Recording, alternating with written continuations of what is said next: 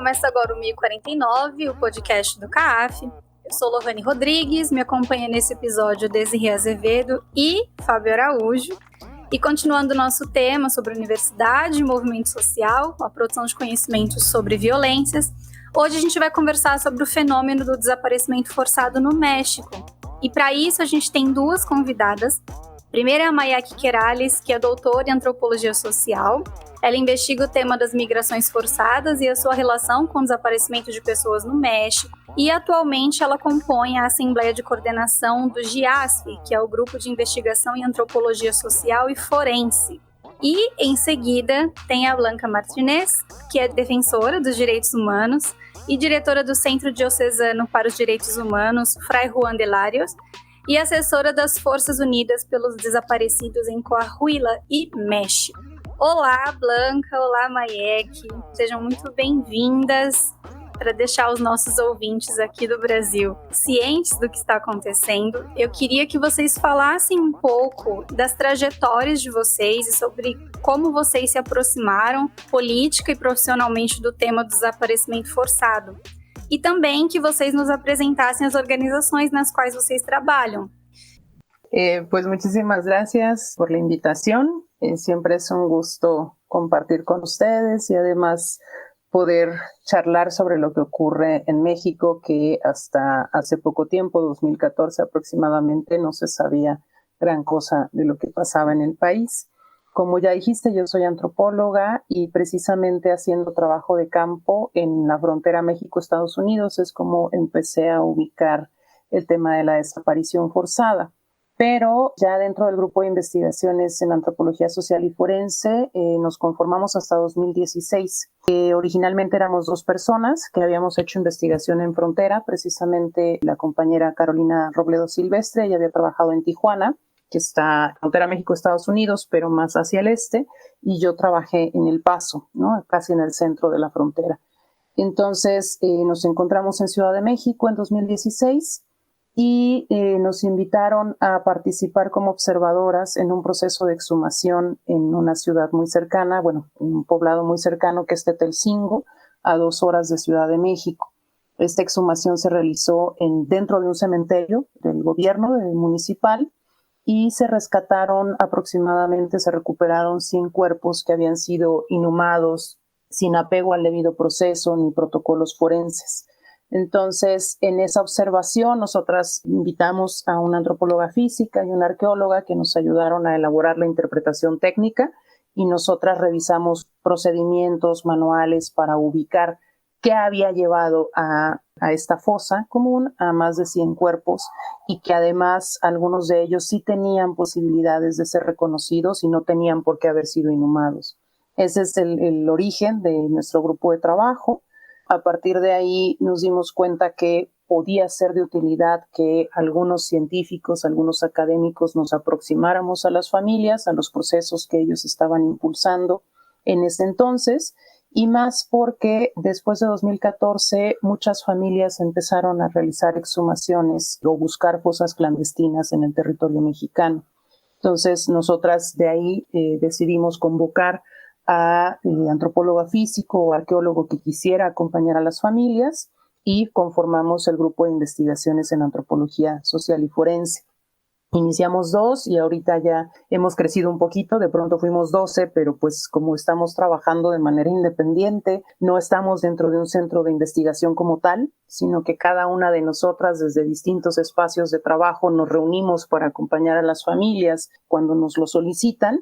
Entonces, pues el grupo se mueve, ¿no? Ahorita somos 9, somos un antropólogo físico, una antropóloga física, un arqueólogo, una socióloga, 3 antropólogos sociales, una abogada, un psicólogo, filósofa y una egresada de ciencias forenses, que es una nueva carrera en la UNAM, una de las universidades autónomas con mayor reconocimiento en México, pero que no había generado un espacio que apoyara en estos procesos, ¿no? Hasta 2014, 2015 se crea esta carrera como tal. Entonces, bueno, somos pocos, pero buscamos apoyar a las familias desde la lógica del trabajo colaborativo. Nos apoyamos, hemos generado lazos con periodistas que tienen enfoque en derechos humanos y alianzas con coadyuvantes que conocemos ya de 4 o 5 años atrás, entre ellas Blanca, y pues justo acudimos cuando ellas consideran que podemos contribuir y colaborar en los procesos que ellas están impulsando en sus territorios. Bueno, yo soy Blanca Martínez. Yo trabajo en el norte del país, en el estado de Coahuila. Mi organización tiene sede en Saltillo, Coahuila. Yo soy originaria también de allá. Y bueno, ya tengo varios años de andar trabajando fundamentalmente en procesos de organización social, lucha, reivindicación de derechos sociales, digamos, ¿no? Movimiento campesino, indígena. Pero bueno, en estos últimos 12 años, a partir de la declaración de guerra del expresidente Calderón a la delincuencia organizada, se generó un fenómeno de control territorial y de población en la disputa por los territorios de los cárteles de la delincuencia, obviamente con alianzas con el Estado. Y la región noreste, que es donde se encuentra el estado de Coahuila, se vio sumergida, digamos, en esta lucha y disputa de territorios para el control político, económico y obviamente de flujo de diferentes lógicas de capital. Entonces, en ese contexto nos enfrentamos a una situación de desapariciones masivas en el noreste del país, que en aquel tiempo no se le llamaban, les estoy hablando de 2008-2009, y la manera en cómo el Estado las mencionaba eran como levantones, ¿no? Entonces, levantón no es un delito. Pues bueno, en ese contexto empiezan a llegar denuncias al centro, y el que es presidente del centro, que es el obispo Raúl Vera, yo trabajaba en Chiapas, es el sur del país, entonces di un brinco del sur al norte. Entonces, bueno, me pide que me regrese a Coahuila para ayudarle a trabajar en este contexto de nuevas formas de violencia. Y entonces, bueno, desde el 2012 empezamos a acompañar a familias con desaparecidos en Coahuila, que estaban en tránsito o que son originarios de Coahuila y en el noreste del país inicialmente. Entonces, bueno, tenemos ya ahorita 12 años trabajando, impulsamos la formación de lo que es Fuerzas Unidas por Nuestros Desaparecidos en Coahuila y en México, que es una organización de familiares, y que el Centro de Derechos Humanos se ha ido acompañando su proceso, ¿no? Y así hemos venido apoyando y favoreciendo la organización para la defensa. Nosotros trabajamos desde un enfoque de defensa social e integral en el que los procesos organizativos son fundamentales para poder hablar de estrategias de defensa y verdad. Pues bueno, ahorita desde el 2009 venimos trabajando casi al 100% en casos de desapariciones, en coordinación con varias organizaciones, y bueno, con las compañeras de GIAF nos conocimos también ya hace muchos años. Con ellas fuimos las primeras que nos empezaron a capacitar para ver cómo trabajábamos el tema forense. Y bueno, desde el 2014, 15, ya no me acuerdo bien, Maye, venimos en una comunicación permanente, intercambiando, facilitando, recomendando, formándonos para poder acercar herramientas en lo que es el campo forense como un elemento necesario y herramientas que tienen que tener las familias en sus manos para la vivencia de la verdad e de los procesos de la justiça, né? E aqui estamos. Vou continuar as perguntas. Embora a questão do desaparecimento forçado seja um fenômeno internacional, a gente sabe que as suas manifestações elas têm configurações locais específicas. E aí, mais uma vez, para situar os ouvintes brasileiros, a gente gostaria que vocês falassem um pouco do panorama do desaparecimento de pessoas no México, especialmente em Coahuila, e explicar o lugar do desaparecimento forçado nessa problemática, como que ela se conecta com outras violências e está circunscrita nas dinâmicas entre o Estado e os diversos grupos criminais. Existe um perfil de vítima? A gente pode dizer isso? Sí, en México precisamente se nombraba solo como desapariciones forzadas a los casos de los 60s y los 70s, en el que compartimos cierto perfil con el periodo de represión que se gesta en toda América Latina. La diferencia principal es que nosotros seguíamos bajo un disfraz de democracia. Por ahí se hablaba de que tenemos una dictadura blanda. precisamente porque hubo persecución, hubo espionaje, hubo procesos de represión hacia dirigentes campesinos y activistas políticos que fueron principalmente el foco de las desapariciones por parte de las Fuerzas Armadas entre 1960 y 1980. En uno de estos casos llegó a la Corte Interamericana y recibió sentencia en 2009, que es el caso de Rosendo Radilla, que es de una de las zonas donde más desapariciones forzadas hubo en este marco, que es en Guerrero, en Atoyac. Entonces, si se hablaba de desapariciones en México, siempre se pensaba en ese contexto y todo lo demás, pues como ya decía Blanca, se nombraba como levantones. Entonces, eran otros agentes y no estaba en el marco de la desaparición forzada. Sin embargo, desde la década del 90, empieza a iniciarse una lógica de militarización de la seguridad pública que pocas veces se ha mencionado, ¿no? Está avalado por la Suprema Corte, ¿no?, que lanza jurisprudencia para autorizar la intervención de Fuerzas Armadas en casos específicos y concretos. Pero eso pues deja a criterio de interpretación en qué casos necesitas las Fuerzas Armadas, ¿no? Se tuvo capacitación de fuerzas francesas para formar grupos tácticos, particularmente para perseguir al grupo insurgente que surgió en Chiapas, ¿no?, al Ejército Zapatista de Liberación Nacional. Entonces se trajo a especialistas franceses para capacitar a grupos militares, de ahí surgen grupos tácticos que se conocen como los GANFES y los GAFES, que son grupos específicos dentro del ejército con táctica de contrainsurgencia y persecución. Entonces, se habla incluso, ¿no?, entre el rumor de analistas e investigaciones que trajeron a caiviles para capacitar a estos grupos, ¿no? Y uno de estos grupos especiales es la raíz de los Zetas, que es uno de los grupos, el crimen organizado, más crueles que hubo en el país. Ahorita ya no tienen tanta presencia y ha desaparecido un poco su nombre, pero que precisamente fueron contratados por el cártel del Golfo, que está en la frontera noreste, muy cerca de Coahuila, ¿no? O sea, el noreste es hablar de Coahuila, Nuevo León y Tamaulipas, en la frontera México-Estados Unidos, y el cártel del Golfo contrató a un grupo de militares que tenían el código Z. Entonces, ahí hay un proceso de mezcla de las tácticas de control territorial entre la capacitación del ejército y los grupos del crimen organizado. Entonces, en las denuncias que se han ido acumulando a lo largo de los últimos 20 años, lo que han ido mostrando es cómo los grupos del crimen organizado, en su transición de estar solamente dedicados al trasiego de drogas para dedicarse a controlar los territorios, a controlar las empresas, a encontrar otras formas de enriquecimiento más allá del trasiego de drogas, lo que hicieron fue cooptar a los policías, a los agentes ministeriales, a los agentes de tránsito, para poder controlar los territorios, porque además, en la lógica de la federación, uno de los espacios con mayor debilidad institucional son los municipios. O sea, tenemos el Estado y el municipio es la unidad más pequeña administrativa.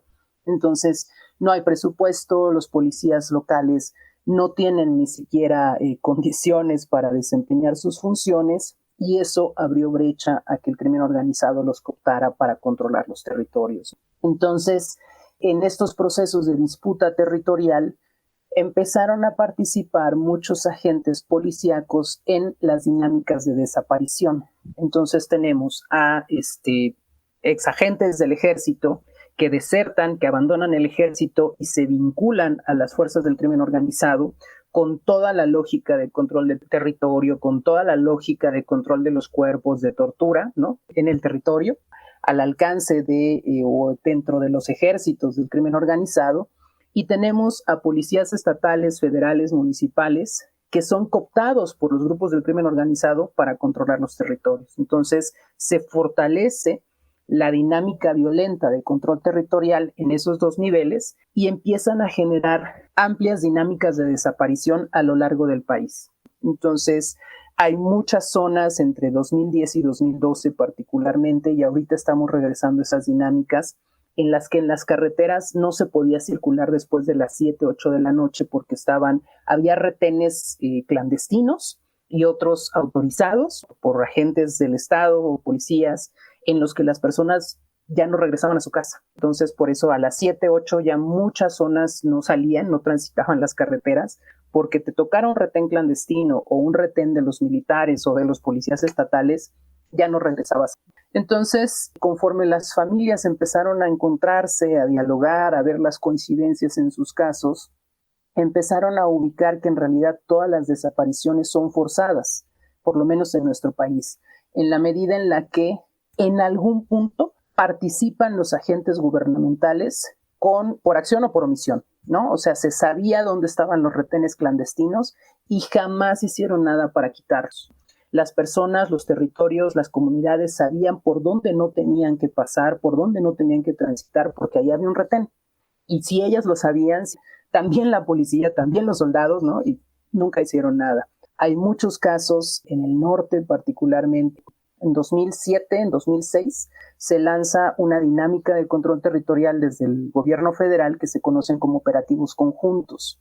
Los operativos conjuntos implicaron enviar a los territorios en todos los niveles, a los municipios, a las Fuerzas Armadas. Entonces, hay lugares en los que tenías Marina, Ejército, Policía Estatal, Policía Federal y Policía Municipal, ¿no? A todos los actores, sin posibilidad de distinguir quién era quién, porque además, en el contexto de la guerra, entre comillas, utilizaban capuchas, les quitaban las placas a sus autos, utilizaban autos confiscados que no tenían entonces cómo identificar, y eso empezó a invisibilizar quién era quién.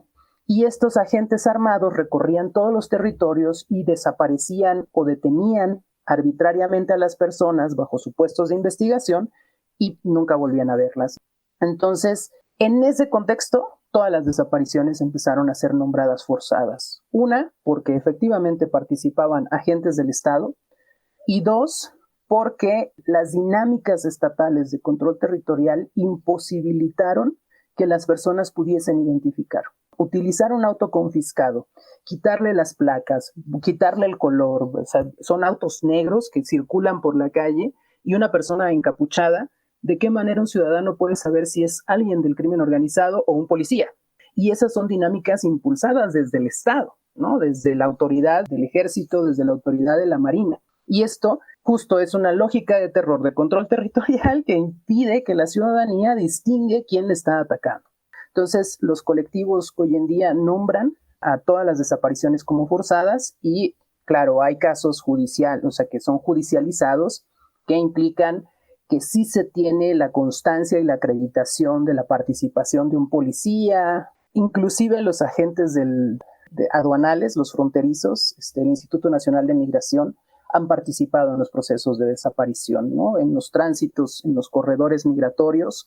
Los agentes migratorios detienen a las personas migrantes, las entregan al crimen organizado y luego estas personas son encontradas sin vida. Entonces es un circuito que implica a muchas personas dentro de la institución burocrática gubernamental, que sabemos que es muy amplia, y por eso las familias hoy nombran todo como desaparición forzada, contemplando que el Estado en muchos niveles permite que las desapariciones ocurran.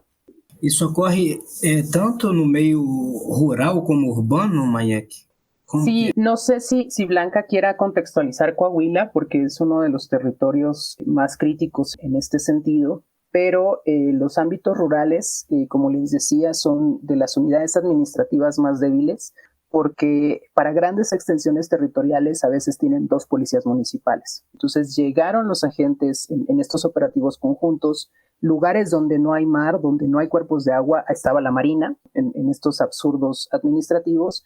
Tienes Marina, tienes Ejército, tienes policías estatales y federales, porque en esos momentos impulsaron la policía, la PFP, que era Policía Federal, no recuerdo qué era la otra P, y eran agentes del Ejército que se convirtieron en policías y que estaban en los territorios, en esta, insisto, militarización de la seguridad pública.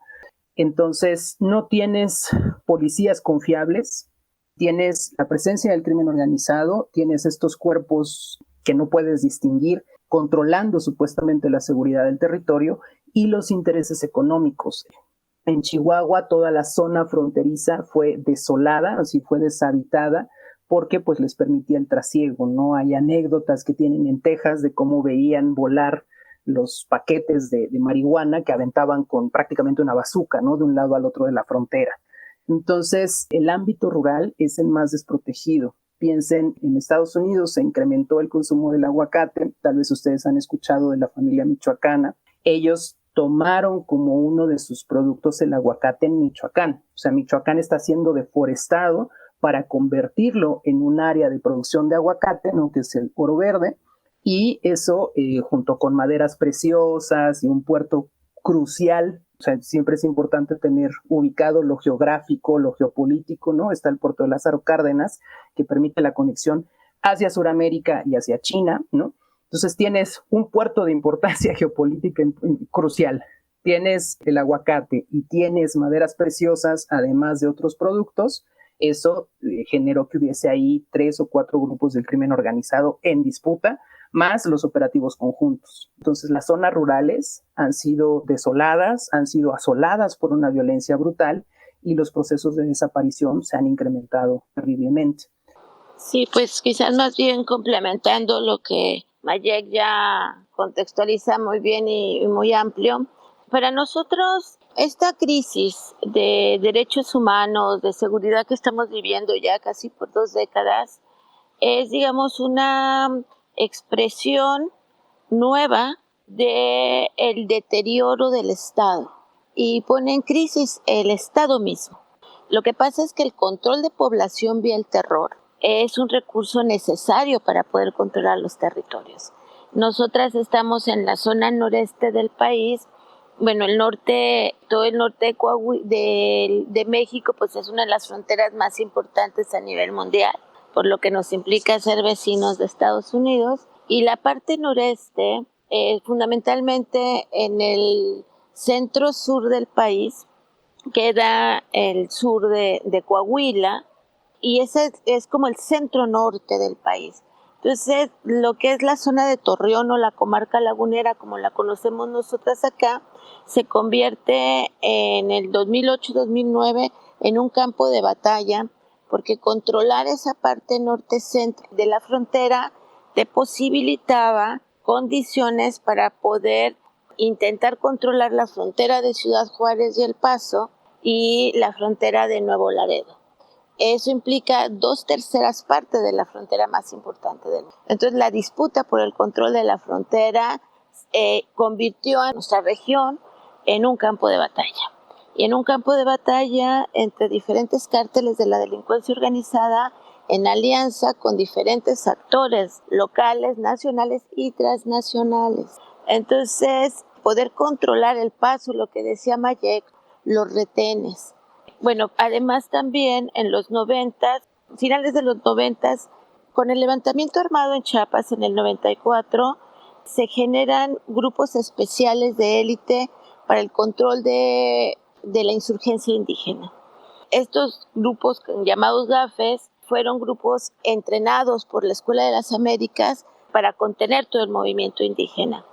Y buena parte de estos efectivos militares, que además vienen de una tradición tipo los caiviles guatemaltecos, fueron cooptados por uno de los cárteles más grandes, el Cártel del Golfo, que cambia el método de control territorial y el método de disputa y de manejo de la violencia, que ya no es nada más ejecuto o limpio territorios de malandrines de otro cártel, sino ya desde la formación de sicarios militarizados, como decía Mayek, formados en la Escuela de las Américas para hacer contrainsurgencia, aplican estrategias de contrainsurgencia en los territorios del noreste. Y yo creo que fue un ejercicio piloto que funcionó.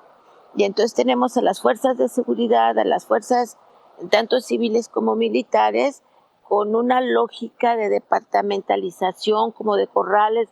En todos lados había lo que les llamamos acá halcones, que son visores, gente que está monitoreando quién pasa, quién puede ser peligroso. Entonces, una red tremenda de control, pero había que controlar también vía el miedo a la población, ¿no? Entonces era control de tránsito, cobro de cuotas por venta, por tener un negocio, por vivir. En Tamaulipas en un tiempo les estuvieron cobrando a las familias un impuesto por la casa en la que vivían.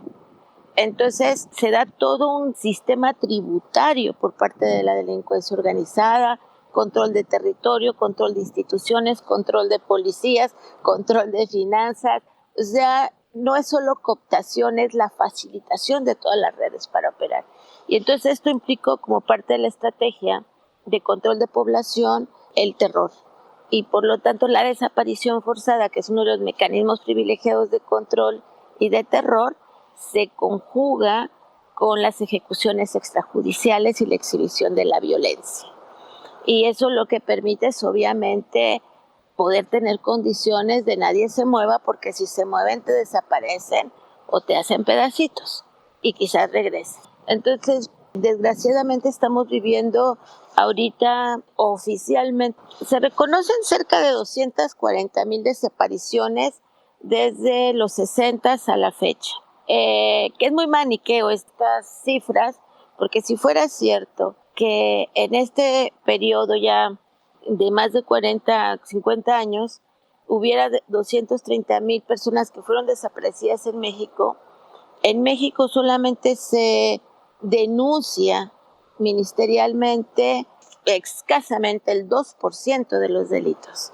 Entonces, si esos 234,000 personas desaparecidas en 50 años significan el 2% de los delitos de desaparición, estamos hablando de una tragedia, de una guerra, ¿no? Entonces, aunque se reconocen 230 y tantas mil personas desaparecidas en este periodo, en tantos años, 50 años, ahorita hay oficialmente reconocidas poco más de 95,000 personas. Aproximadamente desaparecen 100 personas al día en algún estado de la República y que se mantienen en estatus de desaparición. Entonces, estamos hablando de una crisis muy seria de seguridad de derechos humanos, pero del Estado mismo. Y entonces estamos envueltos en una gran tragedia y en un gran reto, porque tenemos que estar buscando, y además viene el Comité de Derechos Humanos y nos dice, ¿y qué vamos a hacer para prevenir? ¿Qué proponen que hagamos para prevenir? Cabrón, ¿no? Perdón. La prevención tiene que ver, desgraciadamente, con la esencia misma de los estados-nación ahorita, ¿no? Desgraciadamente, los panoramas no pintan alegres. Es muy importante la emergencia de las mujeres, de las familias, pero fundamentalmente lideradas por las mujeres en la búsqueda. Y cómo se han ido reconstituyendo como sujetas de derecho y están poniendo, sin mitificar, uno de los puntos claves para la posibilidad de reconstituirnos como pueblos. Y en esta crisis civilizatoria y de estados que estamos viviendo, ¿no? Pues más o menos por ahí vamos, con una crisis muy seria, aprendiendo mucho, algo que no tendríamos que haber aprendido, como tener que estar aprendiendo cómo reconocer un campo de exterminio y cómo identificar un cuerpo, porque es algo que no debería de hacer nadie que no sea su tarea profesional, ¿no?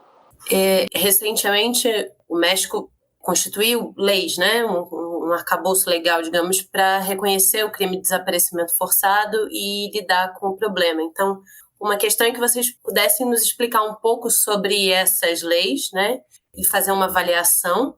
E aí acho que dá para conectar com a segunda questão, né, que é o seguinte: ainda que, enfim, né, o desaparecimento forçado ele não tenha sido criado, né, na América Latina durante essas experiências de ditaduras de segurança nacional, né, nos anos 60 e 80, essa experiência ela ofereceu para o mundo uma situação empírica para formalizar essa categoria jurídica no direito internacional, né, o desaparecimento forçado.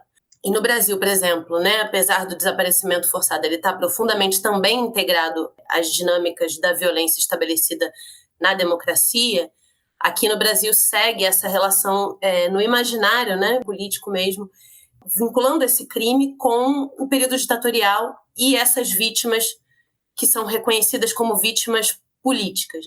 Então, uma segunda questão era sobre essa relação entre democracia e desaparecimento no México, né? Então, esse estado, né, que vocês nos descrevem é num contexto democrático. Então, como esse mecanismo de controle social pelo terror, ele se acomoda, né, e ele se institucionaliza dentro disso que chama de uma normalidade democrática.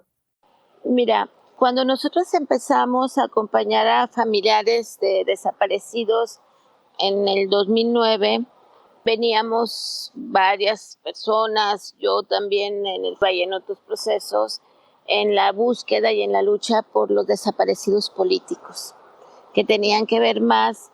Había en los 60, 70, 80, había un perfil de a quién desaparecía el Estado. Si el Estado desaparecía, aquel que cuestionaba el régimen y podía poner en riesgo el régimen político vigente en ese momento. Pero bueno, los que pueden ser enemigos del régimen político pueden ser desaparecidos o deben de ser desaparecidos. Entonces venimos de una historia de lucha también en América Latina por los desaparecidos en el tiempo de las dictaduras, ¿no? Vivimos una gran crisis como patria grande, digamos. Sin embargo, en estas últimas 2 décadas hay también un desarrollo nuevo del fenómeno de la desaparición. Nosotras sostenemos que todo es desaparición forzada y que no tiene que estar necesariamente vinculado a tener una postura política contraria al régimen establecido.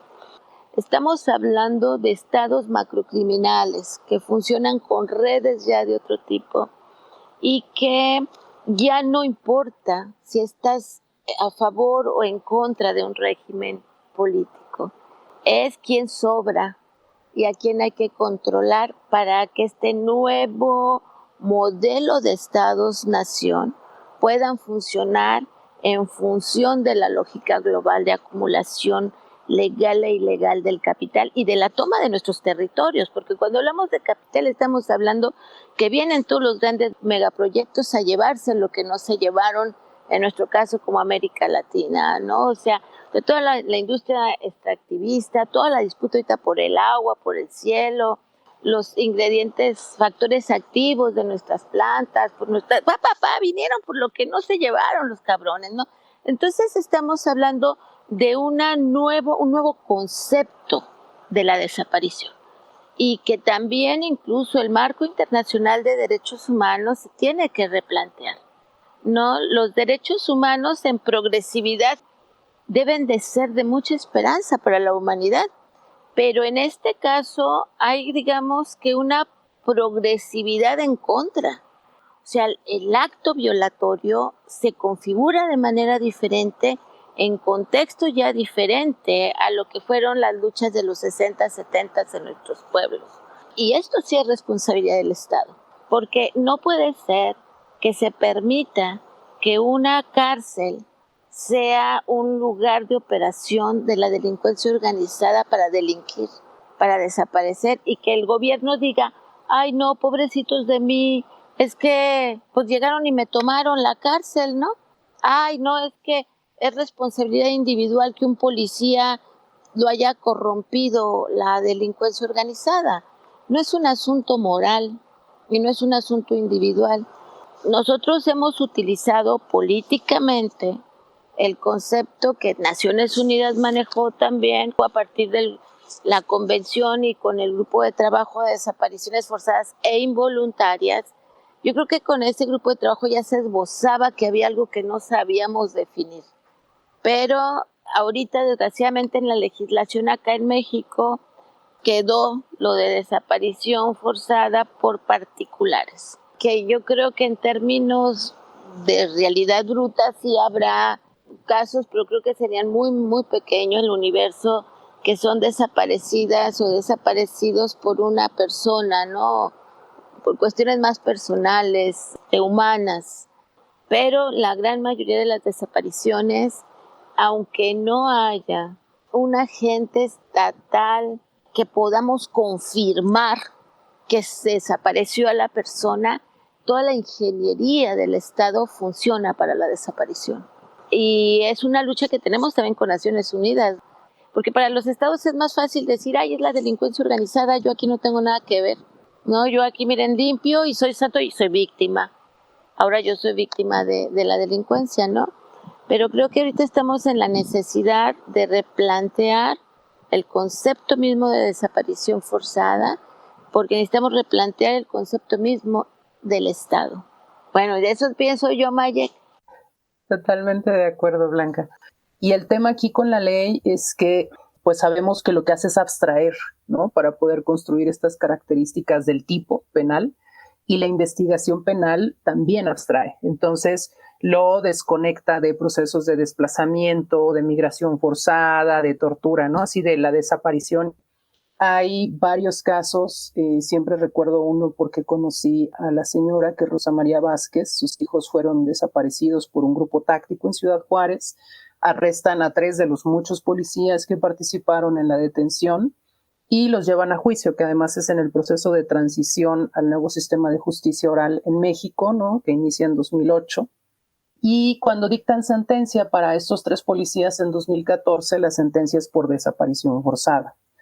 Y lo que reclama la mamá de las víctimas es, bueno, ¿y dónde me van a decir o cuándo me van a explicar dónde estuvieron detenidos mis hijos, cómo les quitaron la vida, porque sus cuerpos tenían huellas de tortura? Entonces el sistema penal lo que hace es buscar la manera de simplificar el análisis, ¿no? Para decir, bueno, el tipo que aplica aquí es, vamos a observar tortura solamente, ¿no? Y todo lo que estuvo en el entremedio, pues no es acreditable y lo olvidamos. Entonces, hay un avance legal en términos de que ya está la ley general en materia de desaparición forzada y por particulares, pero el sistema de investigación penal ministerial pues hace este fraccionamiento, este parcelamiento, y por eso solamente tenemos 35 sentencias por desaparición forzada. Y ya de ahí, pues desaparición por particulares, pues quién sabe qué implica, porque está el delito de secuestro. Entonces, ¿cuánto se ha podido realmente sancionar? Y por eso tenemos las cifras que tenemos de impunidad. Entonces, es un avance porque esta ley permitió los protocolos en materia de búsqueda que no se tenían. Inclusive estaba en este tema de los hitos de la ley, ¿no? Que acompañaron a la ley. Apenas en 2015 se implementó un protocolo para la investigación ministerial. Hasta 2015, ¿no? Entonces, vamos rezagados en todo, en términos de leyes, de protocolos, de procedimientos, ¿no? Estandarizados para que funcionen los operadores judiciales y las personas de gobierno. Y apenas ahorita, estos 2 últimos años, han estado diseñando protocolos homologados de búsqueda con perspectiva diferenciada, ¿no? Niñas, niños, migrantes, etcétera. Pero es un avance en ese sentido porque ya hay un lineamiento estandarizado que deberían seguir todos los operadores. Sin embargo, existen todos estos otros vacíos, ¿no? A inicios de este año, pienso mucho en las personas migrantes porque son muy invisibilizadas. Un grupo de 20 migrantes fueron detenidos en la frontera sur y sus cuerpos fueron localizados con tortura, incinerados, de hecho, en la frontera norte. ¿Cómo ocurre esto, ¿no? En un contexto en el que se están diseñando los protocolos homologados para investigar y para buscar a las personas desaparecidas, ¿no? Además de que, por ejemplo, cuando se piensa en personas migrantes desaparecidas, siempre se piensa en personas que no son del país, y eso invisibiliza a todas las personas que han desaparecido en su tránsito entre un poblado y otro poblado, de lo rural a lo urbano, o desde un poblado hacia Estados Unidos, ¿no? Eso es porque quién sabe, ¿no? Si eres mexicano y estás en México, no eres migrante. Entonces hay un conjunto de prejuicios también en los operadores judiciales que invisibilizan las poblaciones. Entonces se entrecruzan muchos delitos en este contexto de crisis institucional, de Estado en reconfiguración, e siguen ocorrendo estes casos. Eu queria fazer uma pergunta para vocês, assim, esses processos todos, né, que vocês estão descrevendo, e esse cenário de terror, ele é marcado por uma série de atores, né, e de várias infraestruturas que são mobilizadas, né, nesses processos. Eu queria que vocês comentassem um pouco como é que foi essa aparição, né, do debate sobre as fossas comuns no México, né? Como que isso apareceu, né, para a sociedade mexicana, e o que é uma fossa clandestina, e inclusive se nessas políticas, dessas legislações, se isso tem sido um tema a ser legislado, né, das preocupações dessas legislações, né? E queria que vocês comentassem um pouco o que abre, né, esse cenário, né, das fossas clandestinas, né, e as exumações dessas fossas. O que isso implica, né, num todo um campo de ação para os coletivos, né, para as lutas por verdade, por justiça, por reparação. E uma outra questão também que tem a ver com essa, que é sobre o papel dos cemitérios públicos nessas dinâmicas dos desaparecimentos. A ver, a la par de las desapariciones hay un índice altísimo de ejecuciones extrajudiciales que no se les llaman como tal, ¿no? Sino son homicidios dolosos, que tampoco son investigados y que estamos viendo también como nuevas características de lo que puede ser un conflicto armado interno, no entre procesos de insurgencia, sino de emergencia delincuencial.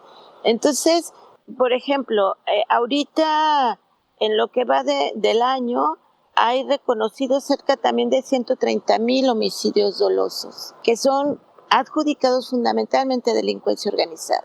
Tú le sumas la cantidad, por lo menos en este año deben de ser más de 10,000 desaparecidos solo en este año, más una cantidad de desplazamiento forzado que no podemos cuantificar porque es desplazamiento hormiga, ¿no? Más el feminicidio, ¿no? Entonces, ubicándome en las privaciones arbitrarias a la vida, desgraciadamente también ya desde hace varios años se vienen denunciando la crisis forense. En esta tarea de búsqueda de las familias van a buscar en cualquier lugar. Entonces, obviamente es muy difícil, tardan muchos años en aceptar la posibilidad de que sus hijos pudieran haber sido asesinados y que pudieran estar en alguna fosa clandestina o en una fosa común. Es muy difícil y tarda tiempo, pero es algo que ya saben que tienen que hacer y que tienen que descartar. Y entonces, ya desde hace un buen tiempo, por parte de los colectivos de familiares en búsqueda en todo el país, se han estado denunciando y se ha estado pidiendo que se identifiquen los cuerpos sin identidad en los panteones municipales o panteones oficiales. No saben decir cuántos cuerpos sin identificar hay en panteones o fosas comunes en el país. Al comité de desaparecidos que vino ahora, le manejaron una cifra de 52,000 cuerpos sin identificar. No queda claro si son en fosas comunes o si son en fosas clandestinas o lo que también nosotros llamamos lugares de exterminio. Un fenómeno que se da en varios lugares del país, pero nosotras de manera particular en Coahuila, que tiene mucho que ver con el grupo delincuencial que opera. Nosotros el fenómeno al que nos enfrentamos, ciertamente tenemos, ahorita en Coahuila se tienen, digamos, ubicados, sistematizados, alrededor de 1,000 cuerpos sin identificar en panteones municipales, pero se tienen más de 100,000 fragmentos recuperados en lugares de exterminio. Los lugares de exterminio son tal cual, o sea, son lugares del crimen donde asesinan a la gente y hacen todo para terminar de desintegrar los cuerpos. Entonces lo que nos encontramos son fragmentos, partes de restos sumamente alterados por el método de muerte que se aplica y que tiene una complejidad para la identificación distinta, o que la ciencia misma no nos da, ¿no? Pero hay otras zonas en el país, por ejemplo, en Veracruz, que se encuentran también un método de inhumación clandestina, pero donde puedes encontrar cuerpos casi completos o semicompletos. No es la misma proporción de cantidad de cuerpos carbonizados, por ejemplo, o triturados en las minas de piedra. Entonces, tenemos una complejidad de cuerpos, de restos de personas, sin vida obviamente, en diferentes condiciones. No sabemos a la fecha el grado, la dimensión. Lo que sí sabemos es que no dejamos de encontrar fosas, que no dejamos de encontrar cuerpos en todo el país. Todavía hace 5 años nosotros teníamos un mapita de dónde se iban encontrando, dónde había desaparecidos y dónde se iban encontrando cuerpos. Ahorita ya todo el país está en rojo.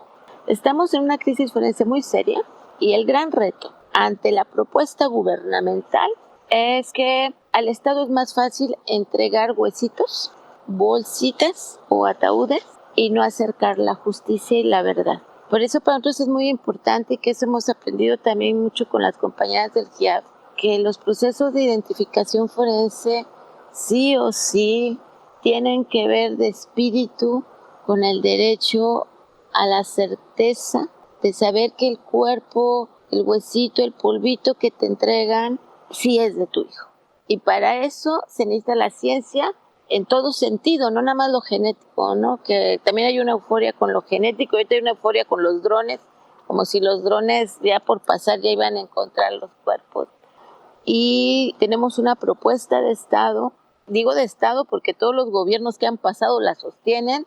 Lo más fácil es darles 5 pesos para comer a algunas familias que están en una situación muy cabrona y no nos metamos a saber mecánicas, causas de muerte, confórmense con que les entreguemos a sus hijos o a sus seres queridos.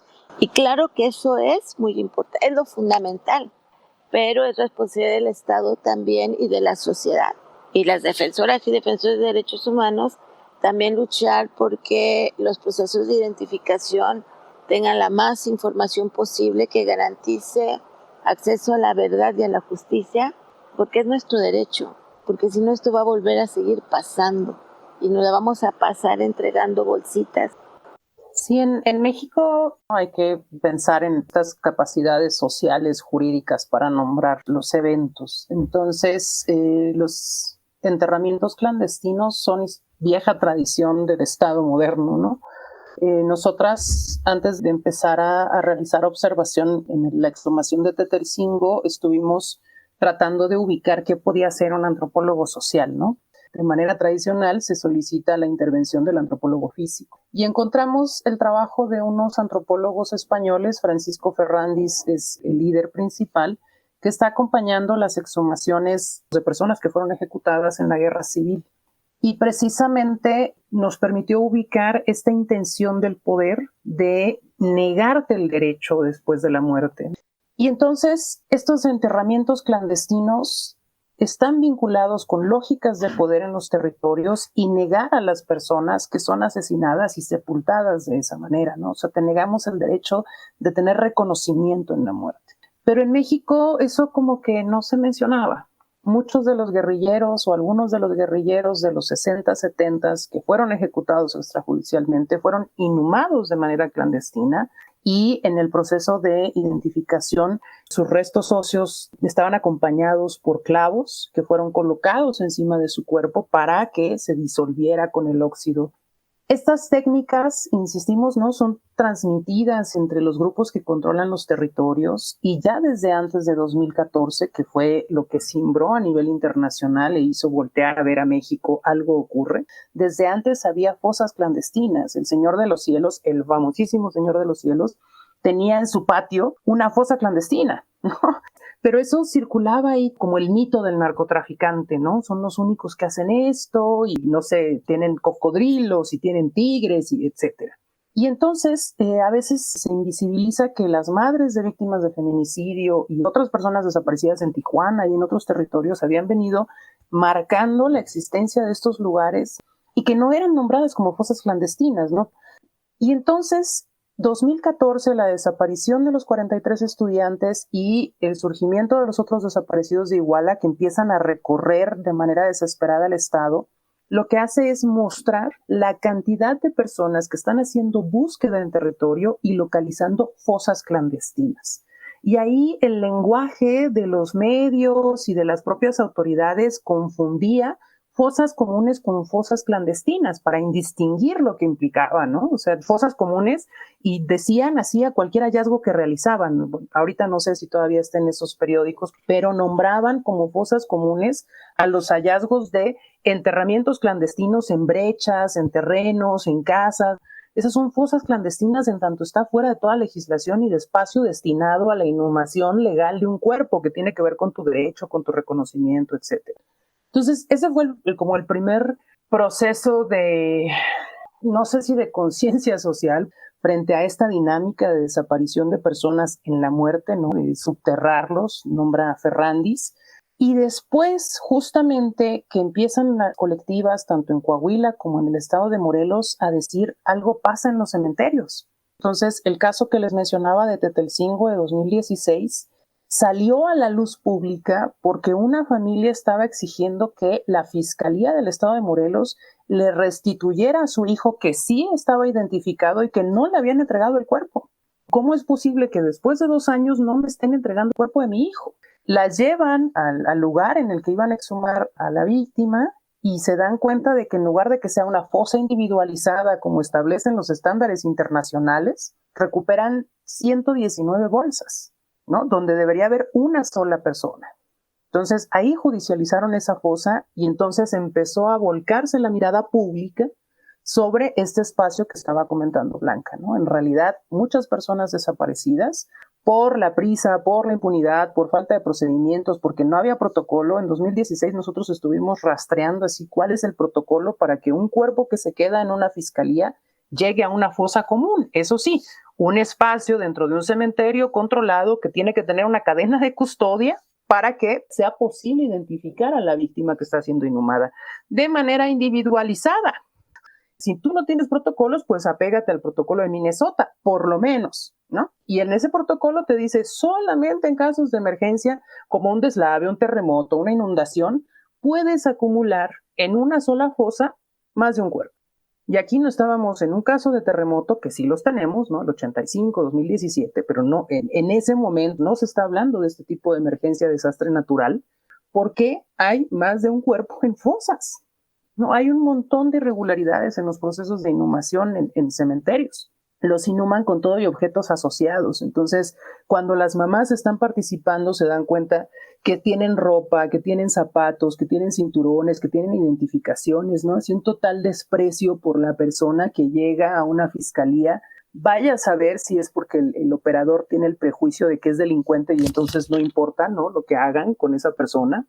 A saber si son prejuicios, porque faltaría hacer ese sondeo de antropología social de cómo alguien decide que no se van a preservar y a separar los objetos asociados de una víctima para que a través de esos objetos pueda haber una posible reconocimiento, sin tomar pruebas genéticas que permitan la identificación. Los llevan a la fosa común.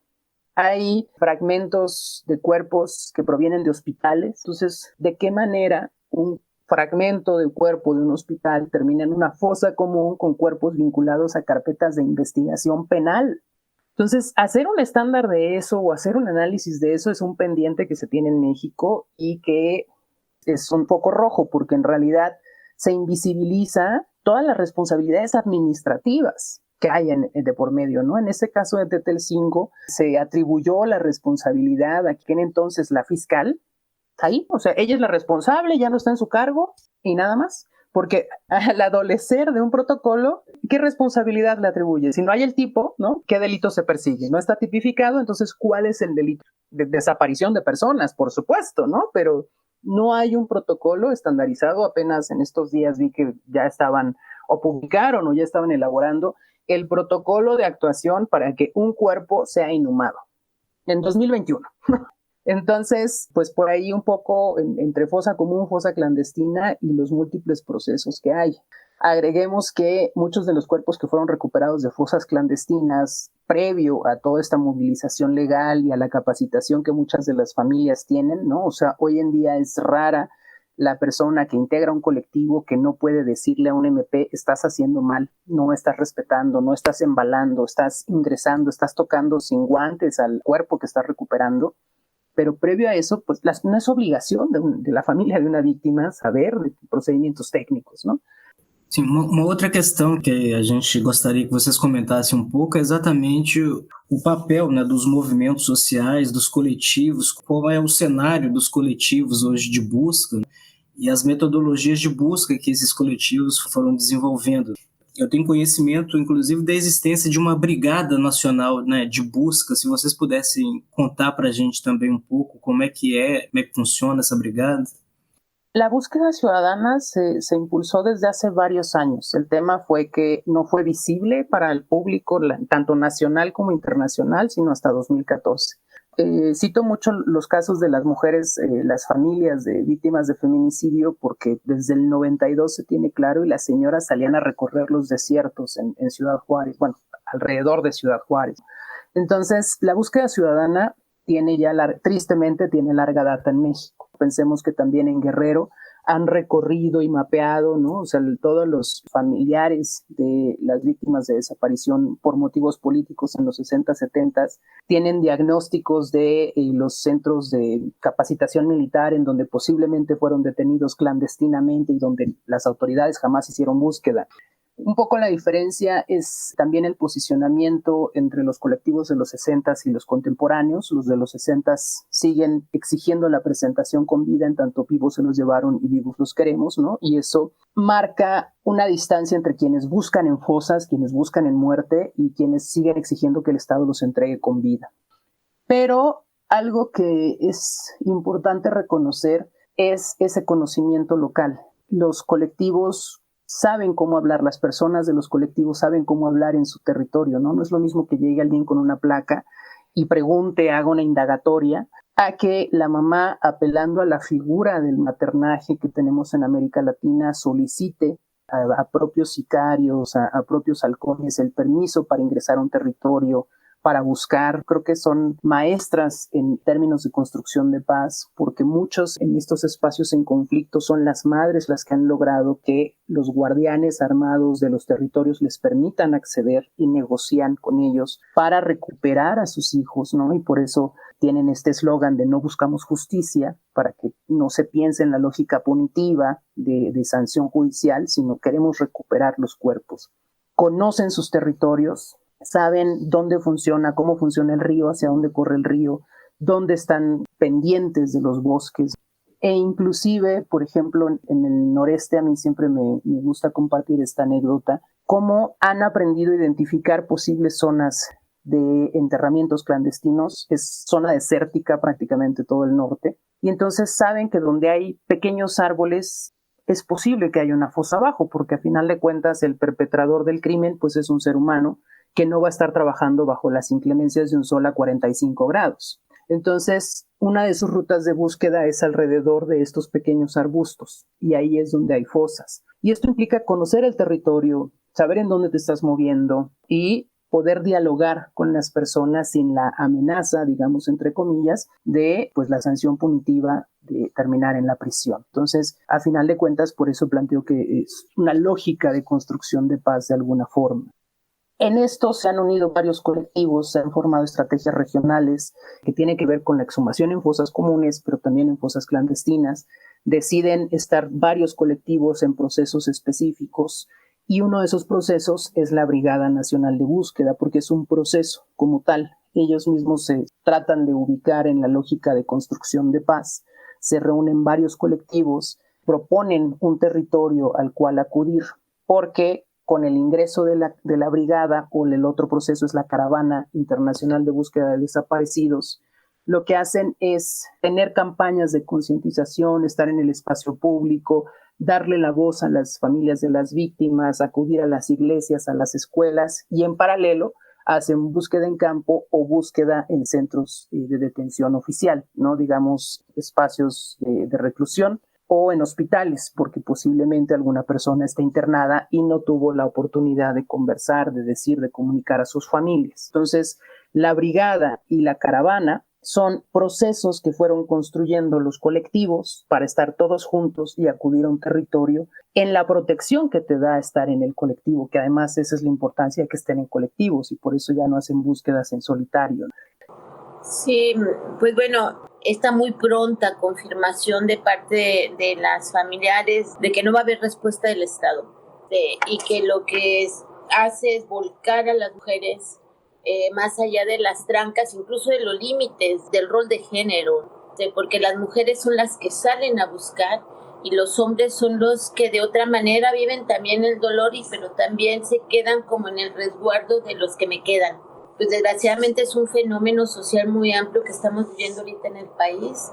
Es muy interesante en términos del proceso organizativo, pero yo tengo grandes cuestionamientos a las brigadas de búsqueda, porque para mí lo que implica el derecho a participar no tiene que ser darle la responsabilidad o justificar la responsabilidad del Estado. Entonces, el fenómeno que se está dando ahorita, mis respetos, y ahí andamos, porque andamos como liebres buscando por todos lados, ¿no? Quiere decir que uno no vea que también hay cosas que no podemos permitir que se sigan desarrollando porque puede ser muy preocupante. ¿En qué sentido? En que el Estado se está convirtiendo en acompañante de las familias que buscan. Y eso no es derecho a la participación, a la justicia. Eso es la delegación de la responsabilidad de gobierno, por lo tanto de Estado, para enfrentar y atender crímenes de lesa humanidad. Entonces, bueno, entendible y obviamente ni es la idea tampoco decirle a las señoras no vayan, no hagan sus brigadas, no es eso. Lo que es qué vamos a hacer para que el Estado haga lo que tenga que hacer.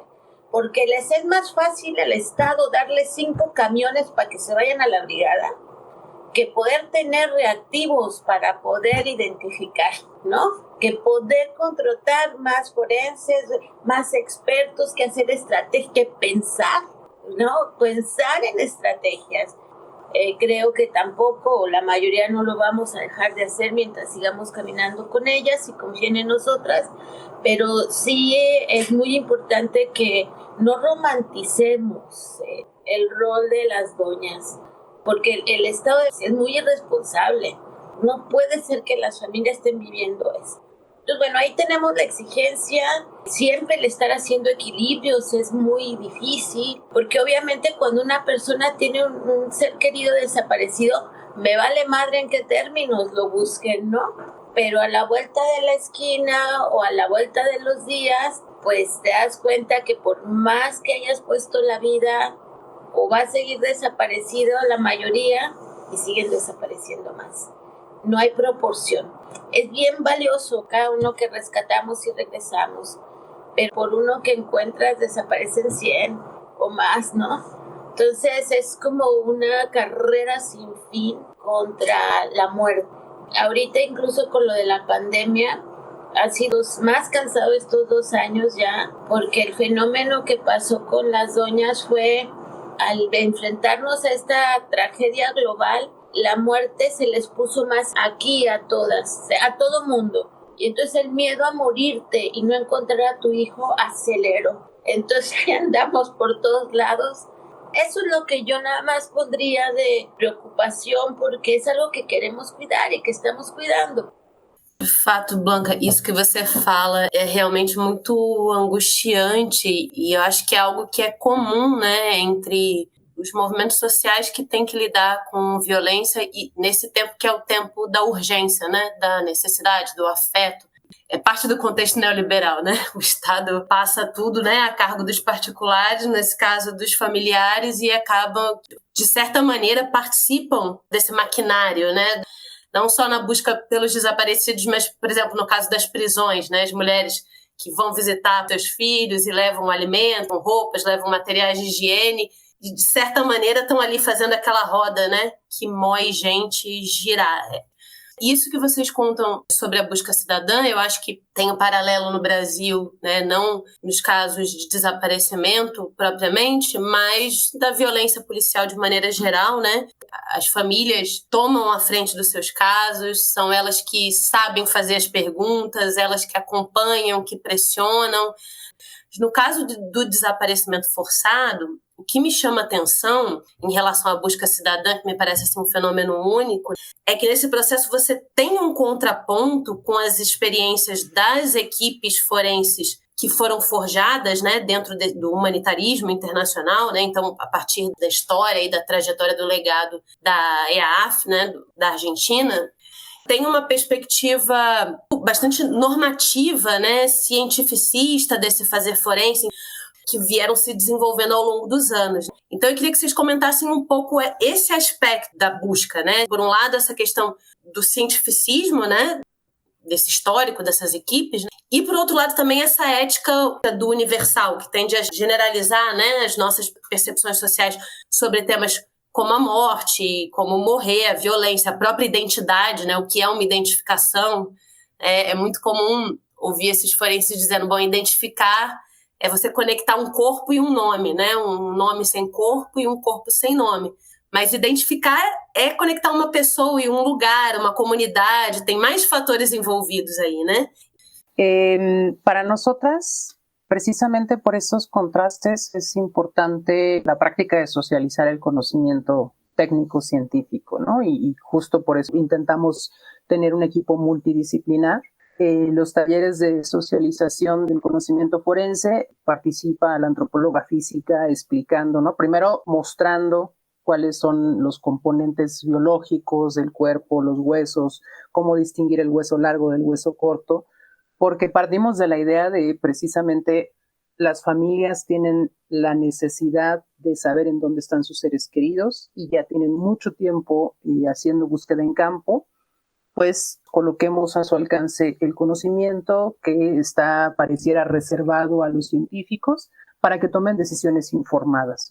Entonces, sobre esa base, precisamente uno de los aspectos que más nos gustan del taller es ver cuando las asistentes, los asistentes empiezan a decir, entonces esto está mal, ¿no? Porque vi que no embalaron bien el objeto asociado que se encontraba en la escena, el cuerpo, porque vi que mezclaron la tierra de una fosa con la tierra de otra fosa, porque vi que no se pusieron el traje. O sea, solitos van haciendo su inventario y revisando sus propias prácticas, ¿no? Entonces no tenemos nosotras qué.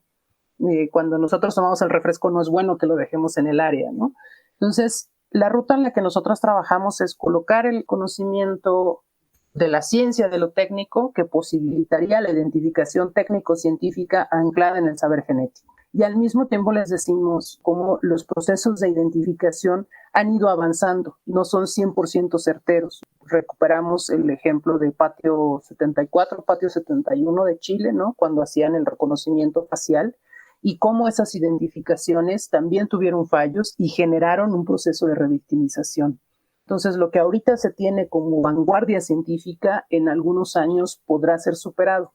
Sobre todo esto es importante para las familias en donde hay cuerpos cremados, cuerpos incinerados, porque hasta hace pocos años se tiene la idea de que después de cierta temperatura los cuerpos, o sea, el ADN se degrada completamente. Entonces, por ahí hay ciertos avances que aventuran que va a ser posible identificar. Entonces, el dilema es precisamente que los técnicos que trabajan con el gobierno, que trabajan con el Estado, son muy pocos, y digo técnicos con todo el respeto, ¿no? Porque muchas de las cosas que siempre dicen es no solo somos técnicos, pero los antropólogos físicos, los arqueólogos que trabajan en las fiscalías, en los MPs, son muy pocos. Y entonces tienen que atender muchas diligencias. Entonces tienen que estar en Coahuila y mañana en Chiapas y luego van a Tamaulipas en 2 días, 3 días. Eso reduce la posibilidad de que la implementación del método científico que asegura la identificación científica se implemente al 100%. O sea, si tienes que recuperar hoy el cuerpo porque mañana vas a estar a las 6 de la mañana en Chiapas, ¿cómo vas a estar haciendo una excavación capa por capa, ubicando cuáles son los objetos que encuentras en cada capa? Lo que necesitas es llegar al cuerpo, llevártelo y ver si lo puedes identificar con la base de datos que no se tiene a nivel nacional, ¿no? Con los datos genéticos que tienes al alcance. Entonces, también eso se le trata de explicar a las familias.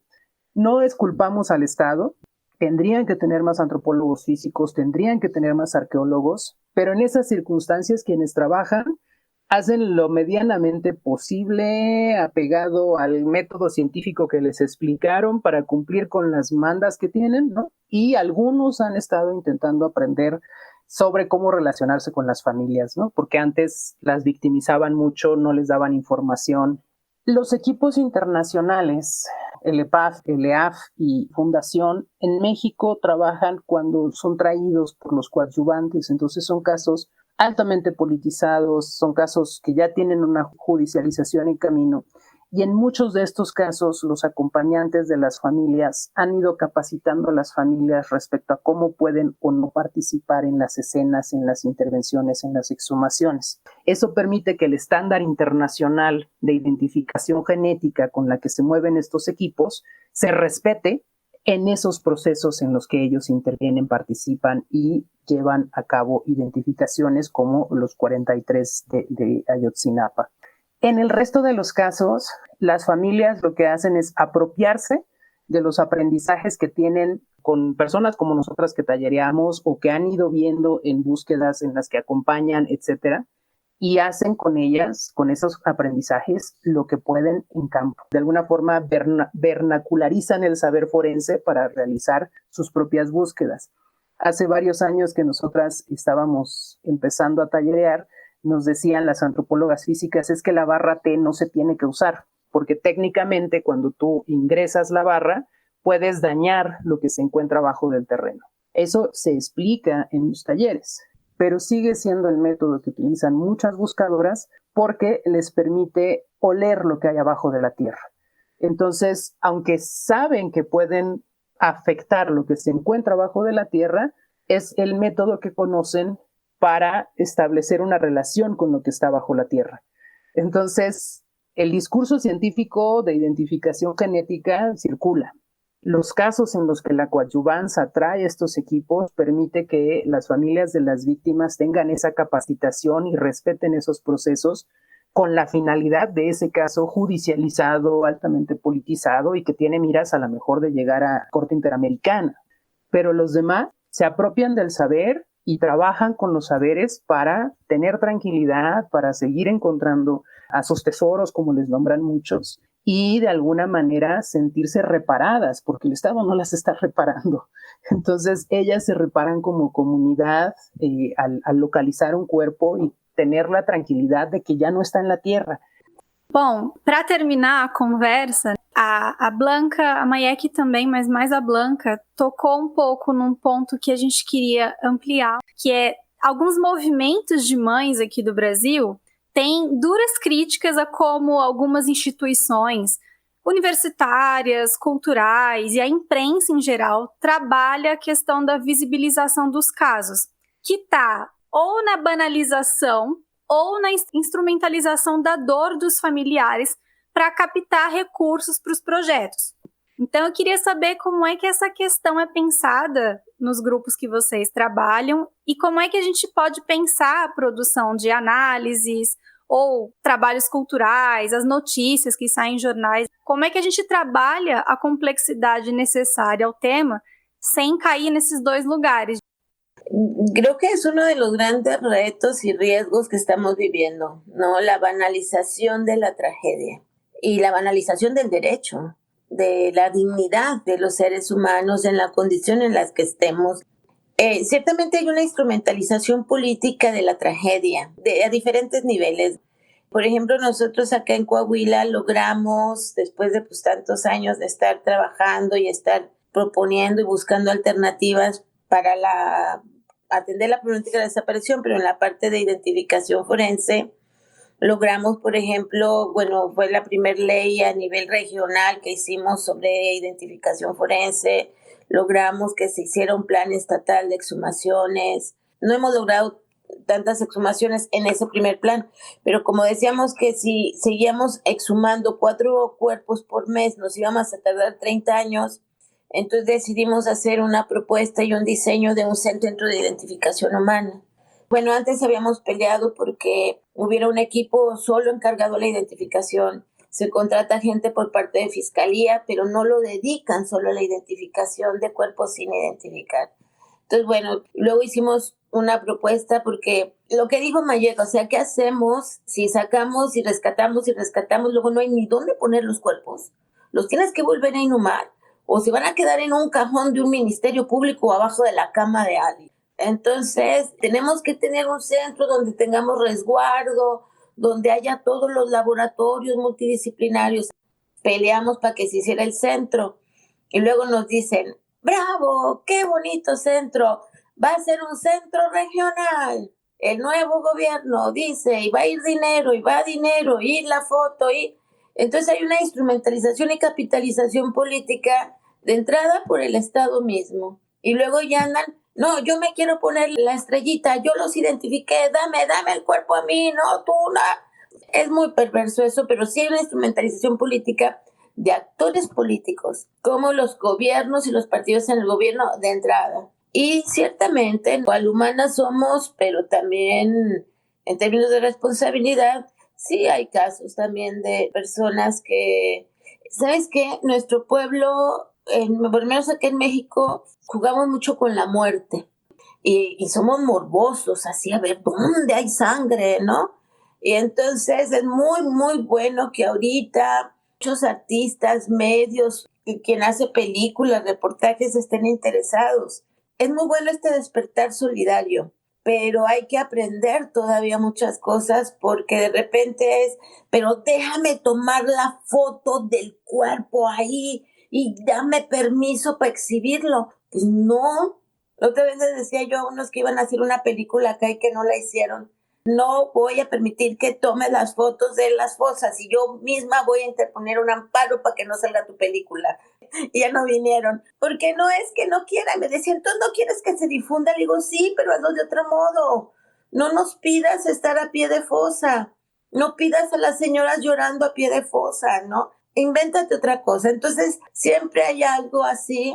No dudo, habrá otras organizaciones de sociedad civil también, que de repente es la minita de oro, pero creo que en el caso de GIAP y de nosotras, no. Andamos ahí, y porque no es lo que nos planteamos, ¿no? Y es algo que debemos de cuidar. Entonces, ahí nosotras no, es que cuidamos que no sea, porque si no hay una decisión consciente de tu rol como defensora de derechos humanos, como militante social, de que no puedes estar contribuyendo a este sistema de instrumentalización, de mercantilización del dolor, te puedes perder. Entonces, hacernos estas preguntas como las que nos hacen, compañeras, es importante. Es lo que nos tenemos que hacer permanentemente, nos tenemos que autocriticar, a ver mi práctica, en cómo va ayudando, cómo no estoy victimizando, banalizando, mercantilizando. Sí se dan estas situaciones, sí, y en determinado caso ponemos límites, ¿no? Todavía no veo mucho acá en México. ¿Será que como nosotros no vivimos en la capital y casi todo se ve en la capital? Nosotros estamos acá hasta el norte y nuestros pueblos son muy pequeños. Pero bueno, hay que cuidar eso. Sí, hay sus situaciones y también hay a veces incluso de algunos familiares, porque somos humanas. Es muy fácil mimetizarte con el dolor y perderte, pero son la minoría. No es lo general, es mucho más fuerte ahorita y espero que así se mantenga la solidaridad y esta reconceptualización de qué es la vida y por qué encontrarlos, aunque sea sin vida, es reencontrar la vida. Se está haciendo una resignificación de valores que se tenían como establecidos como el valor de la vida, ¿no? El valor del amor. Estamos en un momento social de reflexiones muy profundas como seres humanos a partir desta tragedia, não? E hay que revisar esto, hay que cuidarnos.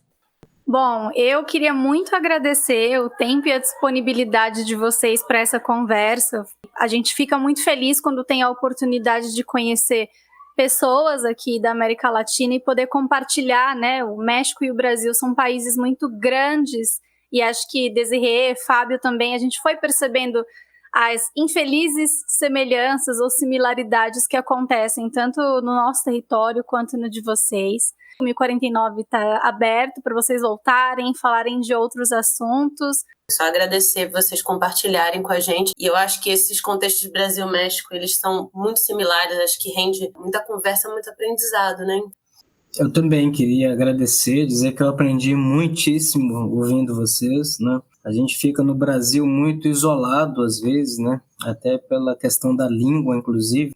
Queria agradecer muitíssimo a generosidade de vocês. Pues un gusto haber conversado con ustedes. Gracias a Blanca por aceptar la invitación. Pues seguimos en contacto. Muchísimas gracias, compañeras, y muy, muy contenta de este diálogo y encuentro con ustedes a la distancia que nos da ahorita estas tecnologías de la comunicación. Un abrazote desde acá, desde el norte de México. Nós ficamos por aqui. E quem quiser nos acompanhar nas redes sociais já sabe, é @CAAF_Unifesp.